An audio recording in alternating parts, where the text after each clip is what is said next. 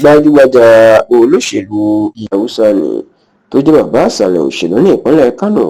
tó jẹ́ gómìnà tẹ́lẹ̀ ní ìpínlẹ̀ Kánò tó tún díje du ipò ààrẹ lábẹ́ ẹgbẹ́ òṣèlú New Nigerian People's Party NNPP lásìkò ètò ìdìbò ààrẹ ọdún 2023. ìyẹn sẹ́nitọ̀ Rabiu Musa Kwankwaso ó mà ti sọ̀rọ̀ lórí nǹkan tí yóò jẹ́ kó darapọ̀ mọ́ ẹgbẹ́ òṣèlú All Progressives Congress APC àti ààrẹ Bọ́lá Ahmed Tinubu tó sì jẹ́ kó di mọ̀ pé òun kò ní jẹ́ kí olóṣèlú kankan kó lòun nílòkulò kan tó tàn òun jẹ nítorí pé èèyàn méjì kì í pàdánù rọ̀ yóò kúkú bí ẹni téèyàn parọ́ fún ò bá mọ̀ ẹni tó ń parọ́ fún ni yóò kúkú mọ̀. láàrín ti pé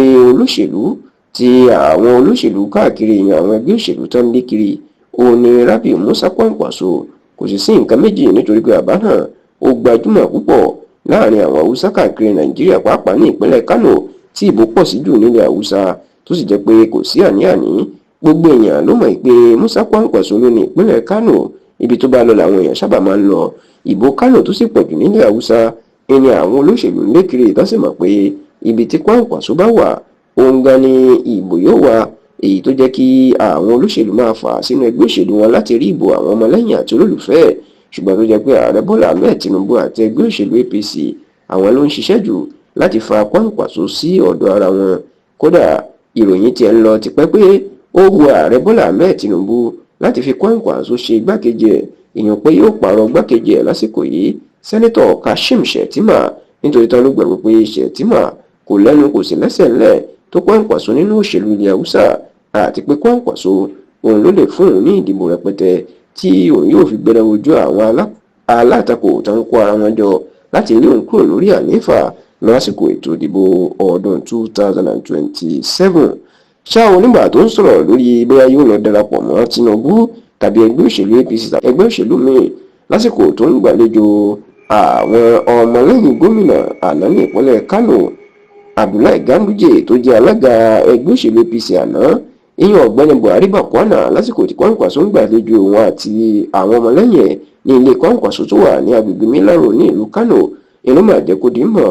pé kò séwu lóko àti fìgìrì àparò òun ṣetán láti darapọ̀ mẹ́gbẹ́ òṣèlú APC ṣùgbọ́n àwọn yóò ṣe àdéhùn gidi èyí tí yóò lọ́rìn dáadáa tí òfin jẹ́ pé wọn yóò tún tàn òun ni nítorí ó náà ti tàn òun sẹ́yìn bẹ́ẹ̀ òun ò sì lè gbarú ẹ̀ mọ́. Kwankwaso jẹ́ di mọ̀ pé ẹgbẹ́ òṣèlú APC lónìí àwọn jọ dálẹ̀ lọ́dún 2013 ni òun gbìyànjú kódà òun wà lára àwọn gómìnà méje tó kúrò ní ẹgbẹ́ òṣèlú PDP táwọn darapọ̀ nígbà náà tó sì ní àjọ EFCC àti ICPC níjọba Jonathan nígbà náà ló fi ń lé àwọn kiri nítorí ìdásílẹ̀ ẹgbẹ́ òṣèlú APC